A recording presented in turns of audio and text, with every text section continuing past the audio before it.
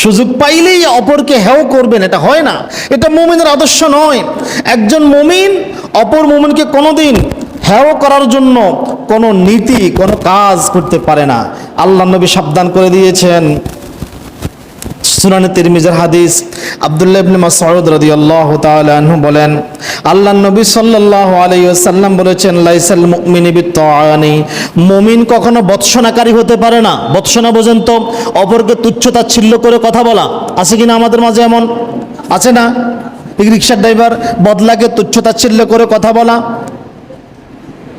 মুমিন কখনো, আল্লাহর নবী বলেছেন, লাইসাল মুমিনু বিত্তাআনি, মুমিন কখনো বৎসনাকারী হতে পারে না, অপরকে তুচ্ছ-তাচ্ছিল্য করে কথা বলতে পারে না। ওয়ালা বিল্লানি, অশ্লীল গালমন্দকারী, অশ্লীল ভাষায় কথাবার্তা বলতে পারে না, এটা মুমিনের সাথে শোভা পায় না। ওয়ালাল ফাহিশি, মুমিন কখনো আল্লাহ নবী বলেছেন, লাইসাল মুমিনু বিত্তাআনি, মুমিন কখনো বৎসনা করতে পারে না। ওয়ালা বিল্লানি, মুমিন অভিসম্পাত করতে পারে না, অপরকে অভিশাপ দিতে পারে না, তার ধ্বংস কামনা করতে পারে না।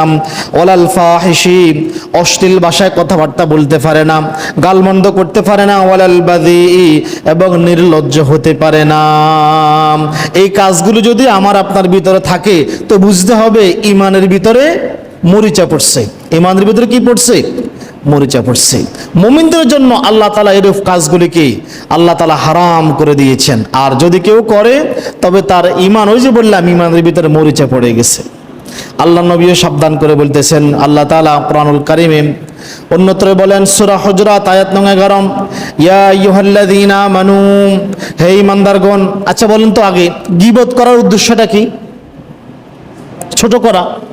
গীবত করার উদ্দেশ্য কি? ছোট করা না? অপরকে ছোট করা, এটাই তো উদ্দেশ্য। আর কোনো উদ্দেশ্য আছে নাকি? গীবত করলে টাকা পাওয়া যায়, নেকি হয়, আর কোনো উপকার হয়?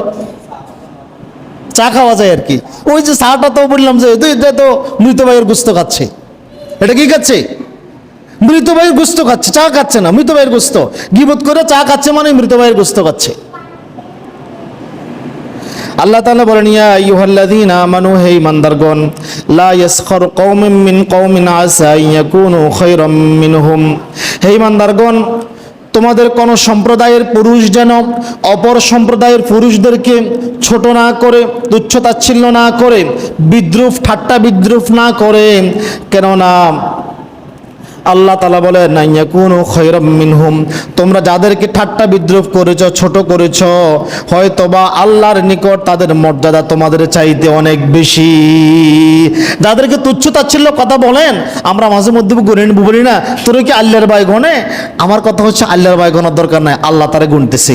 আল্লাহ তাকে আব্দুল্লাহ, আল্লাহর বান্দা হিসেবে কবুল করেছে। তোমার মতো বেটাকে সেদিন আল্লাহর সামনে দেখা তো দেবেই না, জাহান্নামী ফেরেশতারা হাঁকায় হাঁকায় জাহান্নামের দিকে নিয়ে যাবে। আল্লাহর ভাই গণার দরকার নাই, আল্লাহ গণতেছে। অতঃপর ওয়ালা নিসাউম মিন নিসাইন, কোন নারী যেন অপর নারীকে ঠাট্টা বিদ্রূপ না করে। এটা মহিলাদের ভিতরে বেশি আছে না নাই? জাল ননদের হয় কি না? বউ শাশুড়ি একে অপরকে ছোট করে ঠাট্টা বিদ্রূপ করে কথা বলে কিনা? এটা মহিলাদের ভিতরে খুব বেশি। পুরুষ 100 জন একসাথে বসে থাকতে পারে, কিন্তু মহিলা 60 জন একসাথে বসে থাকা যায় না। কথা বলেন না?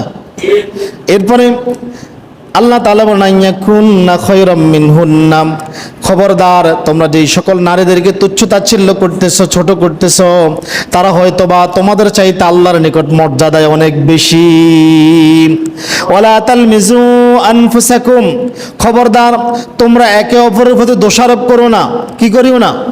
দোষারোপ করো না। এই যে গত জুমায় বলেছিলাম, দোষারোপ করা হচ্ছে কাবিলিয়ত, চিন্তা কাবিলিয়ত থিওরি। কার থিওরি? কাবিল দোষারোপ করতে তার ভাই হাবিলকে। হাবিল না থাকলে আজকে আমি সুন্দরী রমণীকে বিবাহ করতে পারতাম। নিজে সংশোধন না হইয়া অপরের উপর দোষ চাপাই দিছে। ওয়ালা তানাবাজু বিল আলকাব, অতঃপর তোমরা একে অপরকে মন্দ নামে, বিদ্রূপ নামে ডেকো না, ছোট করে নাম ডেকো না। আছে কি না? নাম একটা, আমরা ডাকি আর একটা, ছোট করে তুচ্ছ-তাচ্ছিল্য করে ডাকার জন্য। বিসাল ইসমুল ফুসুক বাদাল ঈমান, অথচ ঈমান আনার পরে তুচ্ছ নামে ডাকা, মন্দ নামে ডাকা গর্হিত কাজ, পাপ কাজ। কি কাজ? পাপ কাজ। অতএব খবরদার, অমাল্লাম ইয়াতুব, যারা এই কর্মগুলি পরিত্যাগ করলো না, ফাউলাইকা হুমুজ জালিমুন, আল্লাহর নিকট তারাই হচ্ছে জালিম। অতএব খবরদার, গীবত পরনিন্দা করার ব্যাপারে নিজেকে সাবধান করবেন, নিজের অন্তরকে নিজে প্রশ্ন করবেন, আমি যে এই কাজটা করতেছি এই কাজটা কি আল্লাহ তাআলা ভালোভাবে নিচ্ছে? আমি কি আমার এই কথার দ্বারা আমার একটা ভাইয়ের কোনো অর্থনৈতিক কোনো ক্ষতি করতেছি না? দেখা গেল কোনো একজন লোক ব্যবসা বাণিজ্য করবে, তার সাথে কোনো পার্টনারের কথাবার্তা হচ্ছে, কিন্তু তার পার্টনারের কাছে আপনার ছোট্ট একটি গীবতের কারণে তার অর্থনীতির বিশাল ক্ষতি হয়ে গেল, অথবা তার সামাজিকভাবে তার মর্যাদা কমে গেল। এমনও হতে পারে আপনার এই ছোট্ট গীবতটা একটা সময় বিশাল আকার ধারণ করে, আমরা যেটা বলি আঙ্গুল ফুলে কেলা গাছ, এই ছোট্ট গীবতটা বিশাল আকার ধারণ করে তার জীবন সম্পদের উপরে ভয়াবহ আঘাত আনতে পারে। আপনি অঘোষিতভাবে তখন হত্যাকারী হয়ে যাবেন, জালিম হয়ে যাবেন। খবরদার, খবরদার, এই সকল বিষয়ে সাবধান থাকবেন। আল্লাহ নবীও সাবধান করেছেন, আল্লাহ নবী সাল্লাল্লাহু আলাইহি ওয়াসাল্লামও সাবধান করেছেন, খবরদার তোমরা এমনটা করো না। যদি এমনটা করেই থাকো তাহলে আল্লাহও তোমাদের বিরুদ্ধে অ্যাকশন নেবে, দুনিয়াতেই নেবে, দুনিয়াতে নেবে। আব্দুল্লাহ ইবনে ওমর রাদিয়াল্লাহু তাআলা আনহু বলেন, আল্লাহ নবী একবার মসজিদে নববীর মিম্বরে আরোহণ করলেন আর লোকদেরকে উচ্চ স্বরে বলতে লাগলেন, খুব জোরে বলতে লাগলেন, হে ওই সকল লোক যারা মুখে ঈমান ও ইসলাম গ্রহণ করেছ কিন্তু অন্তরে প্রবেশ করে নাই, কথা প্রবেশ করে নাই, অন্তরে প্রবেশ করে নাই, মুনাফিকদেরকে উদ্দেশ্যে বলতেছেন, তোমরা মুসলমানদেরকে কষ্ট দিও না, মুসলমানদেরকে ভৎসনা করো না, তাদের দোষ ত্রুটি অনুসন্ধান করিও না, মানুষের কাছে বলে বেড়িও না, কেননা যে তার মুসলিম ভাইয়ের দোষ ত্রুটি অনুসন্ধান করবে আল্লাহ তার দোষ ত্রুটি অনুসন্ধান করবে। যে তার মুসলিম ভাইয়ের দোষ ত্রুটি অনুসন্ধান করবে আল্লাহ তার দোষ ত্রুটি অনুসন্ধান করবে। আর আল্লাহ যদি কারো দোষ ত্রুটি অনুসন্ধান করে তাকে অপমানিত অপদস্থ করেই ছাড়বে, যদিও সে তার বাহনের পেটের ভিতরে লুকায় থাকে। ওই সময় হাদিসের সময় সাহাবায়ে কেরাম বুঝলেন না, ইয়া রাসূলুল্লাহ, কিভাবে মানুষ তার বাহনের পেটে কিভাবে লুকাবে? আজকে বাহনের পেটের ভিতরে লুকানো যায় কিনা বলেন তো? প্রাইভেট কারের ভিতরে, হাইসের ভিতরে, প্লেনের ভিতরে, বাহনের পেটের ভিতরে লুকায় থাকলেও আল্লাহ নবী বলতেছেন আল্লাহ তাকে অপমান অপদস্থ করেই ছাড়বেন। খবরদার, আপনি মনে করিয়েন না আপনার ভাইকে আপনি ছোট করেছেন, আপনার ভাই ছোট হয়েছে না, আপনার ভাইকে অপদস্থ করেছেন, কিন্তু উপরওয়ালা একজন বসে রয়েছে না, তিনি ন্যায় বিচারক না, তিনি ন্যায় বিচার করবেন। এমনভাবে আপনাকে অপমানিত করবেন, আল্লাহ আল্লাহ আল্লাহ। খবরদার, গীবত যে কত জঘন্য, কত জঘন্য প্রকারের পাপ। যদি গীবতের একটা কথাকে সাগরের পানিতে নিক্ষেপ করা হয়, সাগরের পানি কালো হয়ে যাবে, দূষিত হয়ে যাবে।